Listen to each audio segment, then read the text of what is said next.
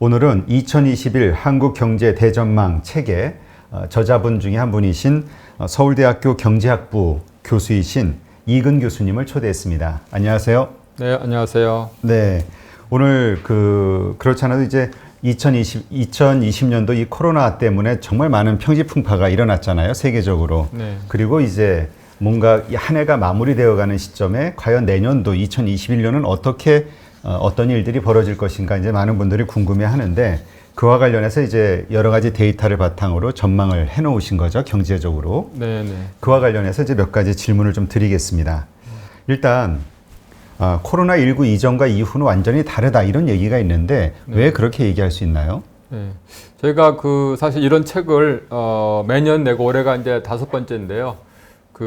작년에 요맘때쯤에 올해를 예상할 때 전혀 코로나를 예상 못했죠. 네. 그래서 그때 저희가 예상할 때는 2020년 경제가 대외적으로는 오리무중, 그러니까 굉장히 많은 불확실성이 있다는, 특히 미중 경쟁이고, 대내적으로는 고군분투, 한국 경제가 굉장히 어려운 상황에서 헤매고 있다는 그런 표현을 썼는데, 그 예상이 다 틀려버렸어요, 코로나 때문에. 그래서 코로나로 인해서 대외적으로는 거의 설상가상, 엎친 데 덮친 격이고, 대내적으로도 고군분투를 넘어서 거의 기진맥진하는 상황이 됐단 말이죠. 그래서 한국 경제가 기사회생해야 되는데 이 코로나 상황이 그야말로 비가역적인 큰 변화를 가져주고 있단 말이죠. 그래서 저희가 생각하는 크게 이제 몇 가지 진퇴양난인데, 특히 내수와 수출 사이 어떤 식으로 균형을 잡아야 할지도 쉽지 않고, 그 다음에 정부 지출과 국가 채무 사이의 균형도 그렇고, 그 다음에 미국과 중국 사이의 균형, 이 몇 가지 진퇴양난에 서 있는데, 우리 앞으로 기회했던 모색은 큰 흐름, 다시 말해서 디지털화라는 흐름이 이제 코로나19 더 가속화되고 있고, 그 다음에 탈세계화라는 흐름, 그 다음에 또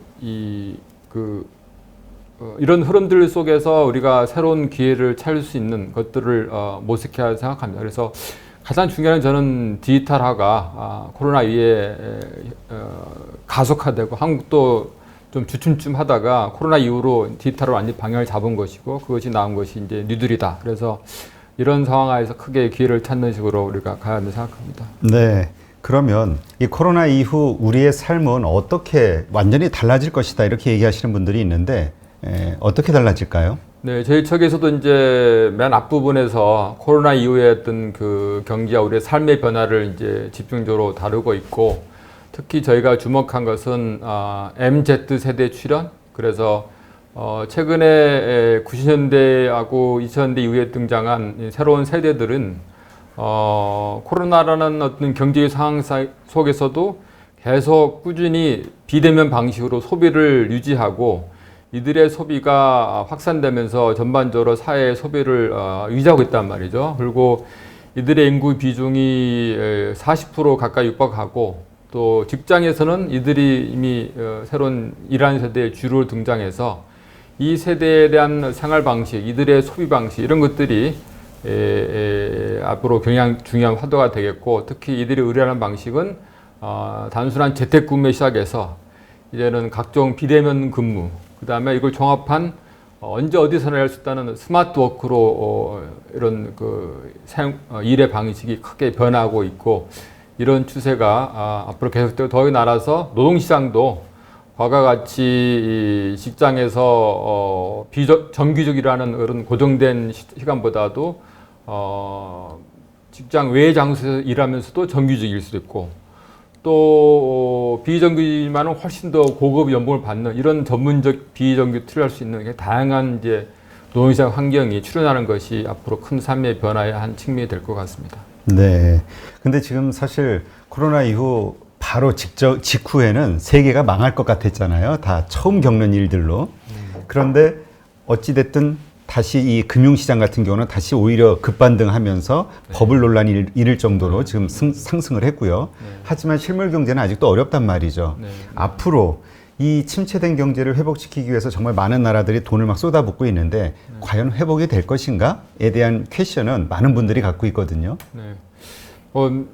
지적하셨듯이 크게 봐서 현재 상황은 실물과 금융 부분의 어떤 괴리라고 이렇게 표현되어지고 주식시장, 특히 한국 주식시장은 코로나 이전을 거의 회복했는데 여러 나라의 한국 포함해서 실무 부분은 회복이 못 되고 있는 것이 이제 큰 어려움이고 급반등 조짐이 보이는 큰 나라는 두 개. 하나는 중국이고 그다음에 플러스 성장한 유일한 두 나라가 중국 외에 베트남입니다. 반면에 미국과 유럽은 상황이 굉장히 안 좋고 아직도 그 V자 반등은 전혀 뭐 예상치 어려운 상황이고 L자형 또는 뭐 나이키 모양 쪽의 완만한 반등을 예상하다가 이제는 반등하는 부분과 반등 못하는 부분이 양극화된다는 K자로 갈라진다는 시나리오 나오고 있고 특히 어려운 것은 2차 코로나 지금 폭발이 지금 유럽, 미국에 일어나고 있는 것이 실무 부분의 회복을 특히 이 나라들은 주로 서비스 부분이 비중이 큰 나라들인데 유럽이요? 예, 이런 비대면 상황이라는 것이 서비스 산업을 어렵게 만든 면에서 세계 경제 회복이 굉장히 더뎌지고 있는 것이 좀 안타까운 상황입니다. 네.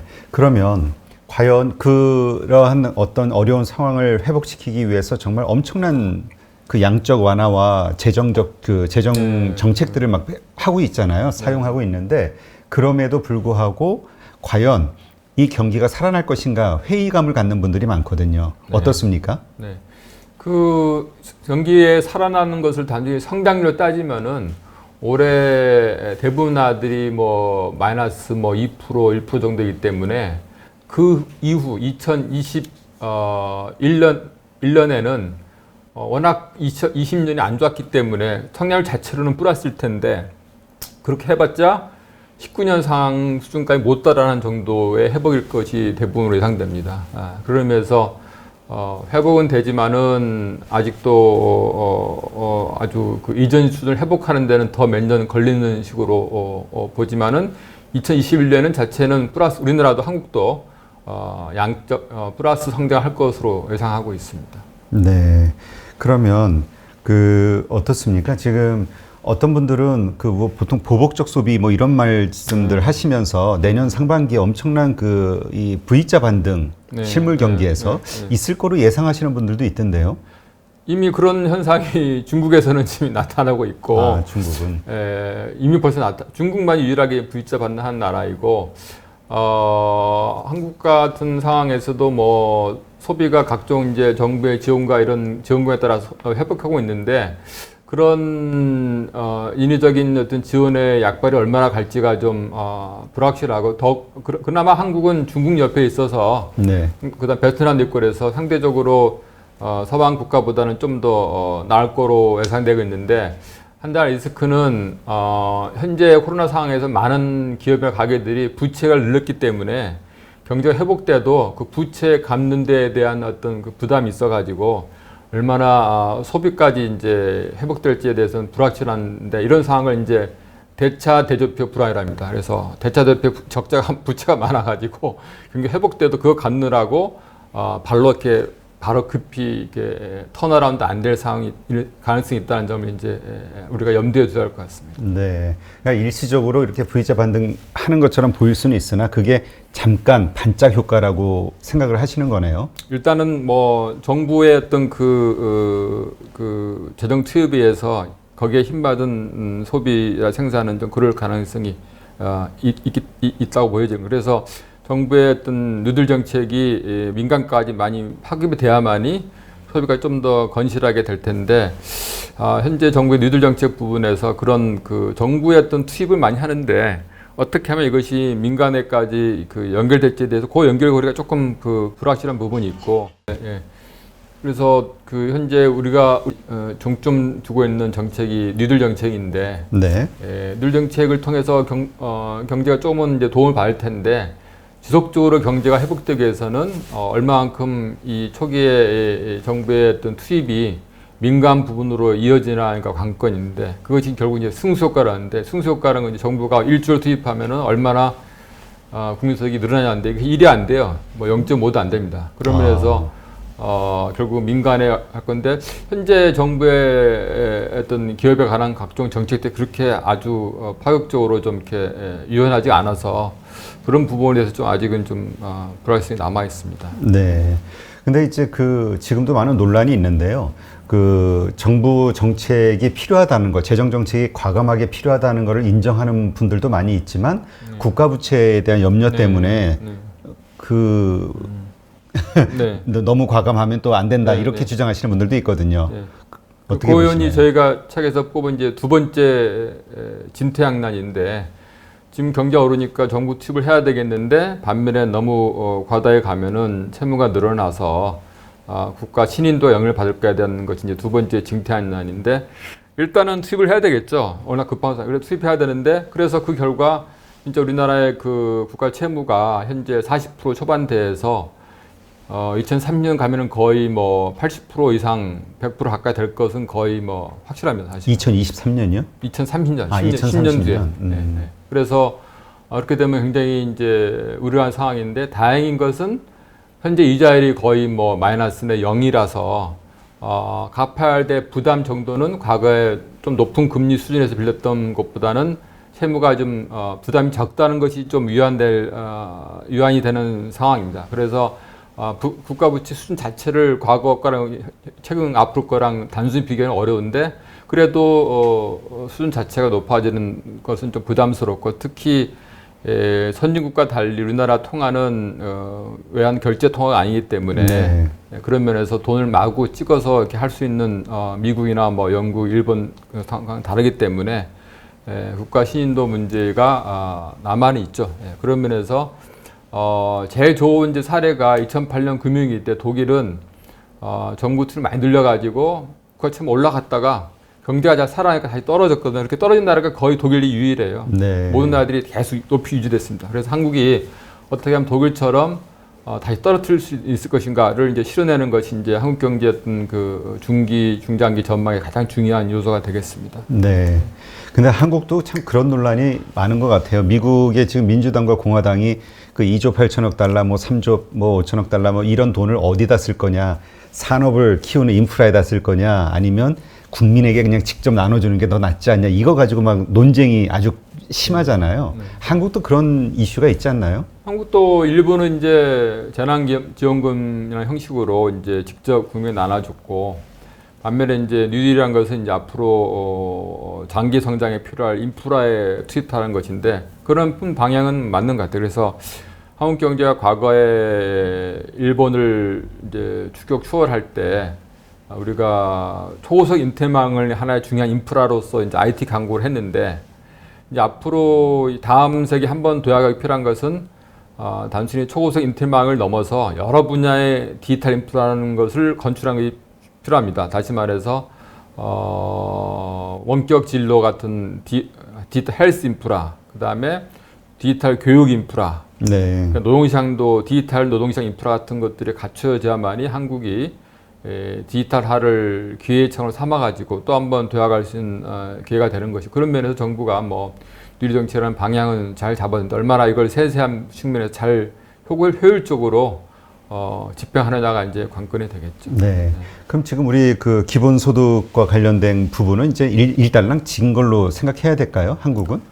기본소득 논쟁은 이제 계속 진행될 논쟁이고 이제 여기 논쟁거리가 이제 고용보험의 어떤 포괄 범위를 확대해서 전 국민 쪽으로 갈 것이냐는 이제 소위 이낙연 대표의 의견이 있는 것이고, 그다음 기본소득제를 확대하자는 이제 이재명 지사의 어떤 두 논리가 다 있는데, 기본소득 논의는 기본적으로 미국과 같이 시장경이 효율적이고 노동시장이 굉장히 효율적이라 유연성이 높아가지고 이번에 미국처럼 막 3천만 명 이상이 이제 해고되는 그런 경제에서는 기본소득이 필요한 게 맞아요. 그러니까 그만큼 경제가 급변하면서 노동시장에 어떤 그 미치는 폐해가 크기 때문에. 네. 반면에 이제 독일처럼 이미 사회보장제도가 촘촘히 잘 된 나라는 기본소득이 필요 없다고 생각하는 거죠. 이번 기본 사회보장이 잘 됐기 때문에. 한국은 항상 그래서 어중간해요. 양쪽이 때문에 제가 생각하는 것은 그 양쪽도 아니고 또 절충적으로 일부는 보험제도를 고용보험이라든가 또는 이런 걸 좀 촘촘해서 커버하고 청년에 대해서는 좀 기본소득제도를 실시해도 저는 말이 되는 측면에 보는 것이 기본소득제의 어떤 그 단점으로 지적되는 것이 이제 임금을 받으면 사람들이 일을 안 하고 놀 거라는 것인데 그렇지 않고 상대적으로 근로의욕, 성취력이 높은 세대가 청년 세대이기 때문에 저 청년 세대에 대해서는 기본소득을 취재했던 제일 적절한 세대이기 때문에 이런 식으로 좀 이원화해서 또는 이런 절충화해서 혼합형으로 가는 복지 제도가 한국한테 장기적으로 맞지 않나 생각합니다. 책에서도 이제 기본소득이 제정이 필요한 재원 면에서 어려움이 많다고 하고 좀 절충적인 방안이 모색될 수 있다는 그런 식의 입장을 책에서도 피력한 바가 있습니다. 네. 그 어쨌든 내년도 되면 갈수록 이게 더 논란거리가 네. 예, 상당해지겠네요. 워낙 이건 뭐 네. 그 야당에서도 주장이 틀리니까. 네, 기본소득제는 사실은 우파의 생각이 왜냐하면 기본소득제라는 것이 현재 과도한 복지 제도가 굉장히 비효율적이라는 것이 있대. 이걸 다 줄이고 단순하게 그냥 돈으로 지급을 끝내자는 생각이고 대신에 시장 경제의 효율성을 확보하기 위한 유연성을 주자는 입장이 있더니 기본적으로 우파의 사실은 에이전다예요, 사실은. 하지만 지금 반대로 되지 않았나요? 근데 물론 이제 민주당 그 이낙연 대표께서는 이제 전통적인 좌파적인 생각인 보형부여들을 확대하는 쪽으로 가고 있는 것이고 이재명 지사가 조금 좀 언밸런스하게 하여튼 뭐 기본소득제를 놓는 것은 재밌는 현상이에요, 사실은. 근데 그 미국도 그렇지 않나요? 미국도 민주당에서는 그냥 직접 국민에게 나눠주자. 우리 지난번 효과들을 봤으니 네. 그거고 공화당 측에서는 시장 개입하지 말고 그냥 인프라 쪽에 넣자 이 얘기 아닌가요?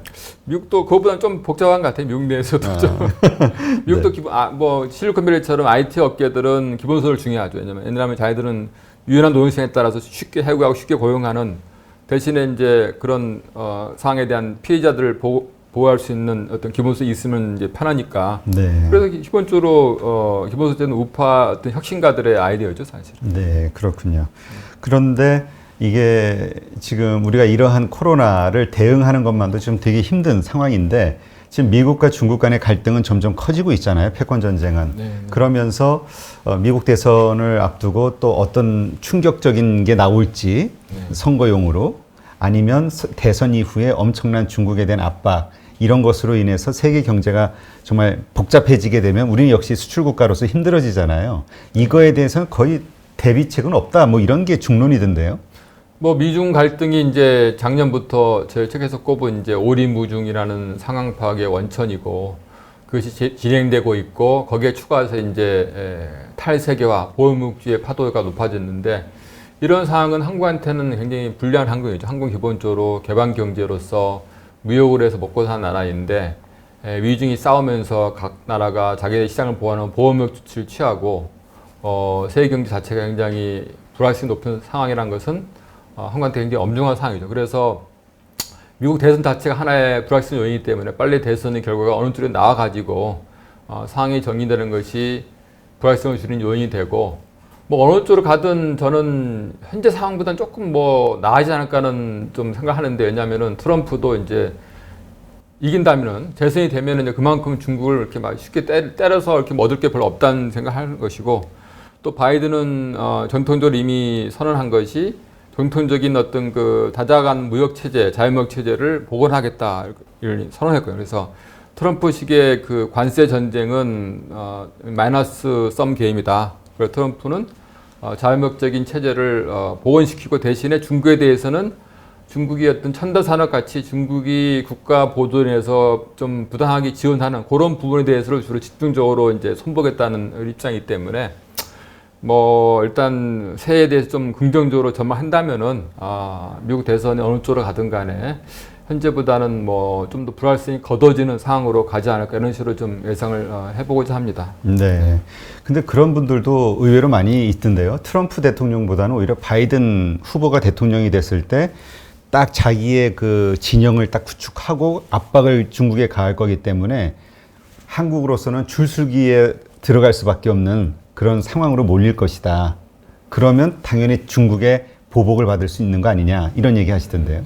줄승이는 이제 트럼프의 전매 특허인데 바이든이 쪽에서 선언한 어떤 무역 정책은 기존의 WTO 같은 국제적인 다자기구 체제의 질서를 존중한다는 쪽이에요. 그래서 중국에 대해서 압박을 하더라도 그런 다작을 통해서 한다는 것이지 일방적으로 원투한으로 이렇게 직접 하는 트럼프 방식은 안 할 거로 보기 때문에 오히려 이제 한국 같은 어떤 중간에 낀 나라로 봐서는 그래도 다자주의 원칙이 유리하거든요. 그래서 예측이 가능하고 그런 면에서 뭐 저는 그러니까 바이든이 중국을 견제 안 한다는 것은 아닌데 좀 더 룰의 규범에 기초한 식으로 할 거기 때문에 그런 면에서는 오히려 예측이 가능하고 한국한테는 상대적으로 오히려 그것이 더 나은 상황이 아니냐 이런 식으로 저는 보는 입장입니다. 아, 네, 그렇군요. 그러면 지금 그 한국도 이번에 이제 코로나를 대처를 잘 했기 때문에 그 경제 회복률이 좀 빠른 편에 들어가는데요, 중국하고. 근데 일본 같은 경우는 뭐 아무리 돈을 쏟아부어도 그냥 그대로인 것 같아요. 그러한 상황을 보면서 지금 뭐 한국에도 뉴딜이니 뭐 기본소득제니 여러 가지 것들 결국은 일본처럼 우리도 부채가 높아지면 그런 힘없는 힘 빠지는 나라가 될 것이 아니냐 이런 걱정하시는 분들도 있거든요.